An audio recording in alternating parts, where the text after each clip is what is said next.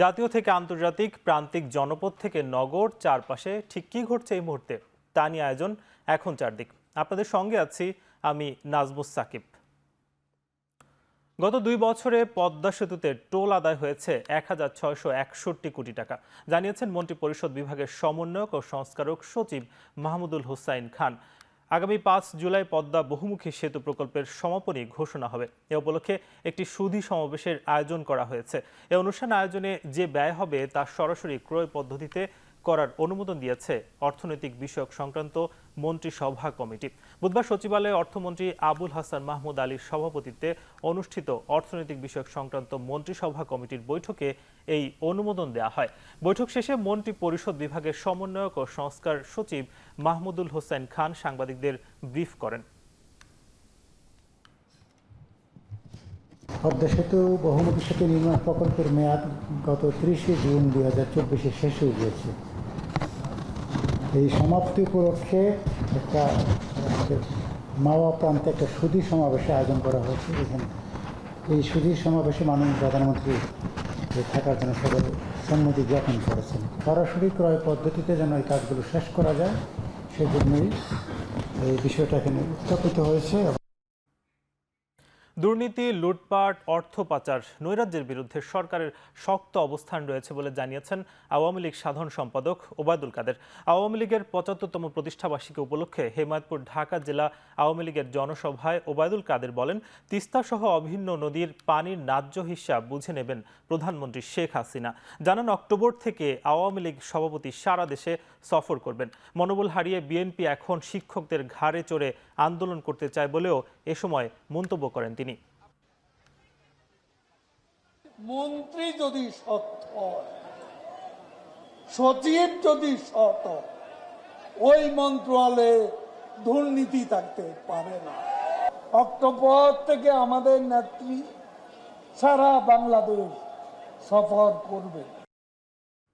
দেশে চলমান গ্যাস সংকট 15 জুলাইয়ের পর কেটে যাবে বলে আশ্বাস দিয়েছেন বিদ্যুৎ প্রতিমন্ত্রী নসরুল হামিদ বিপু।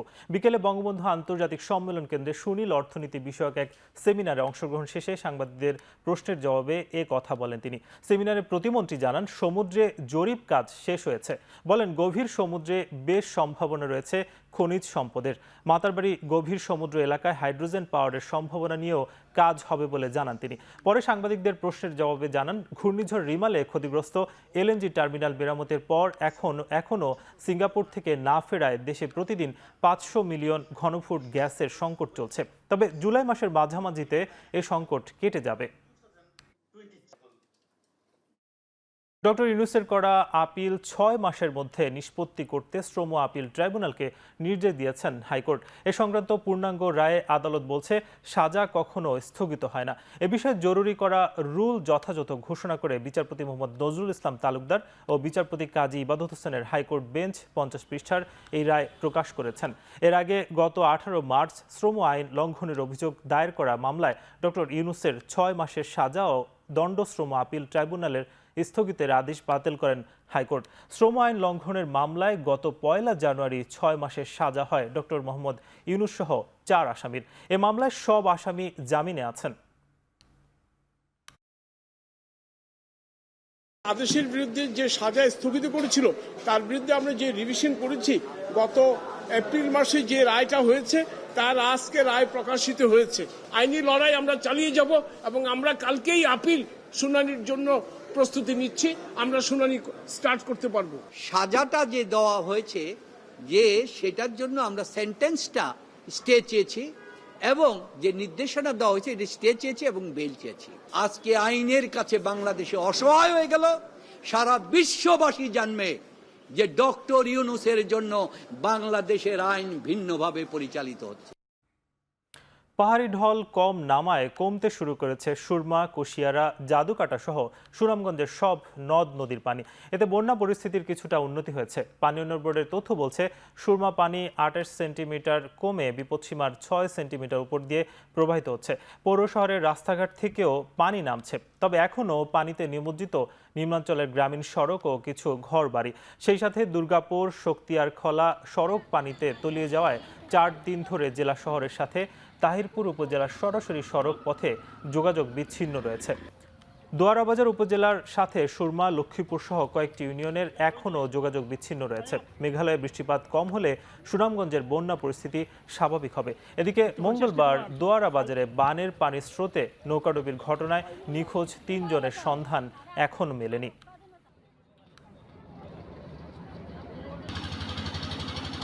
সিলেট, সুনামগঞ্জ, মৌলভীবাজার সহ বন্যা কবলিত ৫ জেলার জন্য ২ কোটি টাকা বরাদ্দ দিয়েছে সরকার। সকালে পটুয়াখালীর কলাপাড়ায় ঘূর্ণিঝড় রিমালে ক্ষতিগ্রস্তদের সহায়তা প্রদান অনুষ্ঠানে একথা জানান দুর্যোগ ও ত্রাণ প্রতিমন্ত্রী মহিবুর রহমান। যে কোনো দুর্যোগ, ঝড় হোক, বন্যা হোক, ভূমিকম্প হোক, জলোচ্ছ্বাস হোক, প্রতিরোধ দুর্যোগ মোকাবেলার জন্য আমার মন্ত্রণালয় ২৪ ঘন্টা খোলা থাকে। ২৪ ঘন্টা আমরা প্রস্তুত আছি। এখন চারদিকে নিচ্ছে ছোট্ট একটি বিরতি, ফিরছি কিছুক্ষণ পর।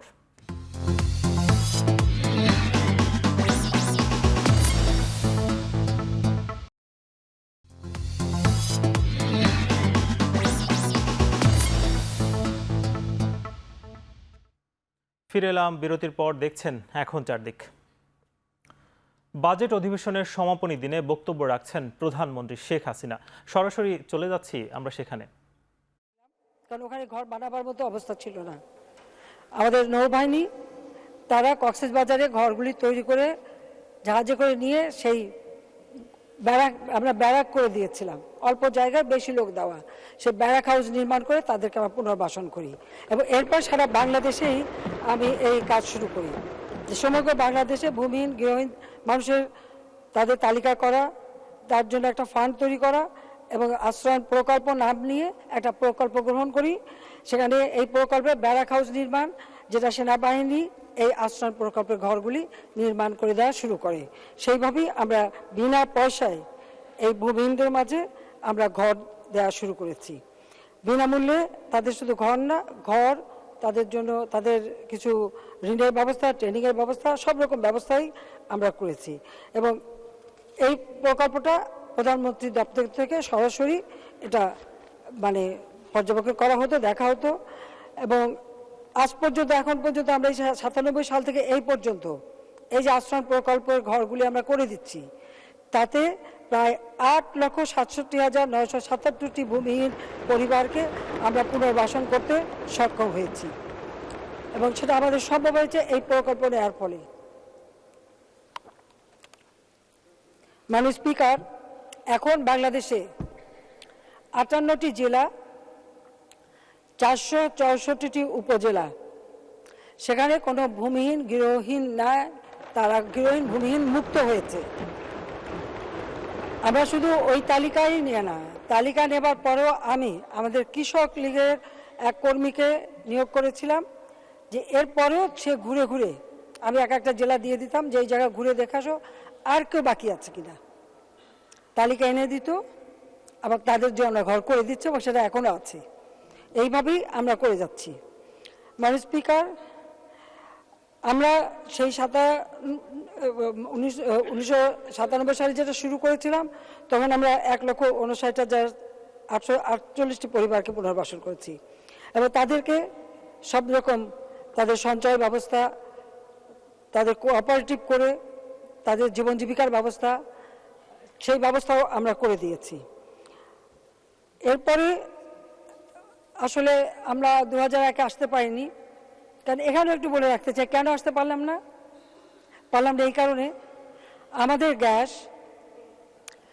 আমেরিকান কোম্পানি উত্তোলন করছে, সেই গ্যাস তারা বিক্রি করতে চাইলে ভারতের কাছে।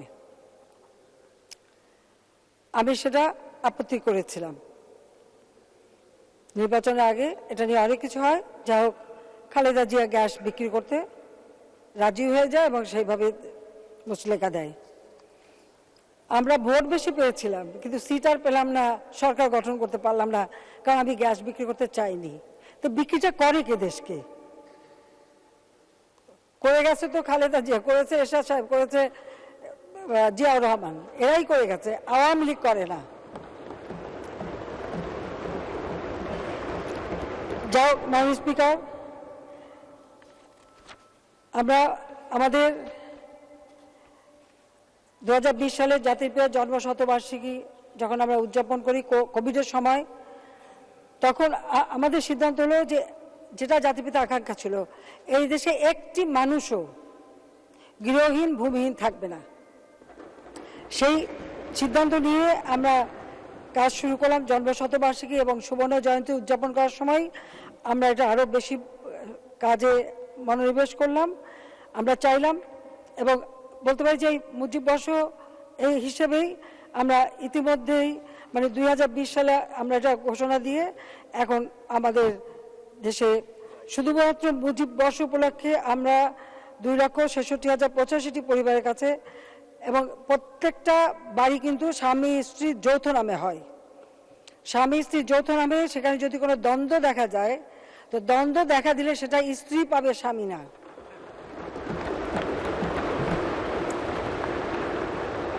এরকম একটা যুক্তি আছে মাননীয় স্পিকার, এটা একটা না বলে পাই না।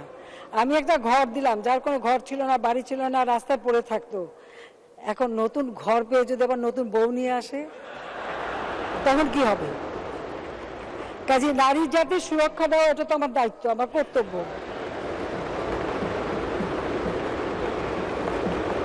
সেই জন্য আমি এই ব্যবস্থাটা করে দিয়েছিলাম। এখন আমরা দিচ্ছি একক। দ্বিতীয়বার যখন 2009 আসলাম, তখন আমরা 2 কাঠা জমি আর একটি ঘর তৈরি করে দিচ্ছি। এই ঘরটা, এখানে 2টি শয়নকক্ষ, একটি রান্নাঘর, একটি টয়লেট, সামনে প্রশস্ত বারান্দা সহ ঘরের সামনে পিছনে জায়গা, সেখানে এছাড়া শাক সবজি যা কিছু বা চরাঞ্চলেও তারা কিছু কাজ করতে পারে, সেই ব্যবস্থা আমরা করেছি। এবং এখানে আমাদের 3 ধরনের ডিজাইন আছে।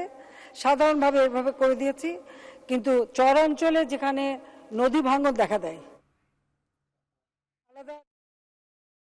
বাজেট অধিবেশনের সমাপনী দিনে বক্তব্য রাখছেন প্রধানমন্ত্রী শেখ হাসিনা। আমরা সরাসরি যুক্ত ছিলাম সেখানে। এখন চারদিকে নিচ্ছি আরও একটি বিরতি, ফিরছি কিছুক্ষণ পর।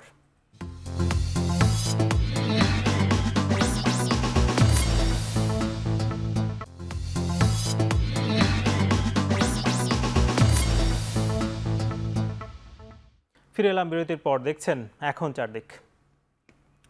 সৌদি আরব বাংলাদেশে আরও বিনিয়োগ করতে চায় বলে জানিয়েছেন পররাষ্ট্রমন্ত্রী ডক্টর হাসান মাহমুদ। রাজধানীর ফরেন সার্ভিস একাডেমিতে এক অনুষ্ঠানে সাংবাদিকদের কথা জানান তিনি। শ্রমবাজারের স্বচ্ছতা নিশ্চিত করতে দুদেশের যৌথ টাস্ক ফোর্স গঠনের আহ্বান জানানো হয়েছে। সৌদি আরবে কাজের ক্ষেত্র সংকুচিত হয়েছে, এ কারণে দেশটি থেকে রেমিটেন্স কমে যাবার শঙ্কার কথা জানান পররাষ্ট্রমন্ত্রী। সংকট সমাধানে প্রবাসী ব্যবসায়ীদের রেজিস্ট্রেশনের নিয়ম শিথিল করার অনুরোধ জানিয়েছে বাংলাদেশ। এ সময় প্রধানমন্ত্রীর আসন্ন চীন সফরকে গুরুত্বপূর্ণ সফর হিসেবে উল্লেখ করে পররাষ্ট্রমন্ত্রী বলেছেন, চীন সফর নিয়ে ভারতের কোনো আপত্তি নেই, তবে ভারতের সাথে সুসম্পর্ক রেখেই এগুতে চায় বাংলাদেশ। সৌদি আরব আমাদের দেশে ইনভেস্টমেন্ট করছে, আরও করতে চায়। আমরা সৌদি আরবকে বাংলাদেশে আমাদের স্পেশাল ইকোনমিক জোনগুলোতে ইনভেস্ট করতে বলেছি, এবং তাদের জন্য আমাদের সরকার স্পেশাল ইকোনমিক জোনে জায়গা দিতেও প্রস্তুত আছে। তারা ইতিমধ্যে সেটি ভিজিট করে গেছে। মেরেশরাই বঙ্গবন্ধু শিল্পনগর তারা ভিজিট করে গেছে, এবং আমাদের ফিনান্সিয়াল সেক্টরেও তারা যাতে ইনভেস্ট করে সেই আলোচনাও হয়েছে। পাটের তৈরি সোনালী ব্যাগ বাণিজ্যিকভাবে বাজারজাত করার আগে বাজারে বহুল ব্যবহৃত পলিথিন ব্যাগ নিষিদ্ধ করা হবে বলে জানিয়েছেন বস্ত্র ও পাটমন্ত্রী জাহাঙ্গীর কবির নানক। দুপুরের সচিবালয়ে সাংবাদিকদের মন্ত্রী বলেন, ভর্তুকি দিয়ে হলেও পাট পণ্য মানুষের হাতে পৌঁছে দেওয়া হবে। পাট রপ্তানির ব্যাপারে আমাদের দেশে পাট উৎপাদন আরো বাড়াতে হবে। আমরা তার জন্য যার পণ্যাই আমরা চেষ্টা করছি পাট উৎপাদন বাড়ানোর জন্য। পাটজাত পণ্য উৎপাদনকারীদেরকে সরকার ভর্তুকি দিবেন। পাট এবং পাটজাত পণ্য বিদেশে রপ্তানির মধ্য দিয়ে আমরা দেশের জন্য একটি আশাতীত সাফল্য অর্জন করতে পারব। মানব জীবনের অন্যতম প্রধান শত্রু পলিথিনকে পরিহার করা। এই পরিহার করতে হলে পলিথিনের বিকল্প একটি ব্যাগ মানুষের হাতে তুলে দিতে হবে এবং তার প্রস্তুতি নিয়েই পলিথিনকে বন্ধ করতে হবে। রাজধানীর উত্তর সিটির প্রতিটি শিক্ষা প্রতিষ্ঠান স্কুল বাস সার্ভিসের আওতায় না আসলে স্কুল বন্ধের হুঁশিয়ারি দিয়েছেন মেয়র আতিকুল ইসলাম। সকালে DNCC smart school bus service উদ্বোধন শেষে এ কথা বলেন তিনি। এতে করে রাজধানীর যানজট কমে আসবে বলেও আশা করা হচ্ছে। রাজধানীর উত্তর সিটি কর্পোরেশনের বনানী বিদ্যানিকেতন স্কুল অ্যান্ড কলেজের প্রায় 5,000 শিক্ষার্থীর নিরাপদে যাতায়াতের জন্য চালু করা হলো স্মার্ট স্কুল সার্ভিস। উদ্বোধন করেন ঢাকা উত্তরের মেয়র আতিকুল ইসলাম এবং শিক্ষামন্ত্রী মহিবুল হাসান চৌধুরী। স্কুলের সামনে রাখা বিআরটিসি বাসগুলোকে তাই সাজানো হয় ফুল আর বেলুন দিয়ে। এই বাস সার্ভিসে থাকবে জিপিএস ট্র্যাকার, জিআইএস প্রযুক্তি, ডিজিটাল হাজিরা এবং আইপি ক্যামেরা। এই সার্ভিসের মাধ্যমে ছাত্রছাত্রীদের অভিভাবকরা সহজেই সন্তানদের অবস্থান মোবাইল ফোনের মাধ্যমে জানতে পারবে। বাসগুলা কোন রুটে যাবে, কোন দিক দিয়ে যাবে, প্যারেন্টসরা কিন্তু বসে বসে অ্যাপসের মাধ্যমে দেখতে পারবে। কোন জায়গাটায় নামবে, কোন জায়গাটায় ড্রপ হবে, এগুলা কিন্তু সব আমরা প্যারেন্টসদের সাথে কথা বলেছি এবং স্কুলের শিক্ষক সাথে আমরা আলাপ করেছি। আমি সবাইকে অনুরোধ করব, যারা বিভিন্ন জায়গায় স্কুল করেছেন আবাসিক এলাকাতে, আপনাদের কিন্তু সময় আসছে, আপনারা আমাদের স্কুল বাসে আসুন, নচেত আমরা কিন্তু আপনাদের সেই স্কুলগুলো কিন্তু বন্ধ করে দিতে বাধ্য থাকবো। এইভাবে কিন্তু শিক্ষা মন্ত্রণালয় আজকে বলে গিয়েছে। আমরা অনুরোধ করব, বিআরটি এর চেয়ারম্যান মহোদয় এখানে আছেন, এলাকা ভিত্তিক কোনো রুট পরিচালনা করা যায় কিনা, কারণ বেশিরভাগ শিক্ষার্থী কিন্তু সেই এলাকাতে বসবাস করে। আমরা প্রত্যেকটা বিদ্যালয়ে কিন্তু জনে জনে মানে নিজস্ব বাস দিয়ে কিন্তু সেটা আসলে সংকুলন হবে কিনা সেটা সন্দেহ আছে। কতজন শিক্ষার্থী সেটা ব্যবহার করছে সেটা নিরূপণ করে বাসের নিয়ন্ত্রক বা সেটার মালিকানা অবশ্যই বিআরটি এর হাতে রাখাটা বাঞ্ছনীয়। শেষ করছি এখন চারদিক। এখন টেলিভিশন ওয়েবসাইটে দেখতে ভিজিট করুন www.ekhon.tv। এছাড়া ফেসবুকে দেখতে ভিজিট করুন facebook.com/tv.ekhon। এছাড়া ইউটিউবে দেখতে ভিজিট করুন youtube.com/c/ekhon tv।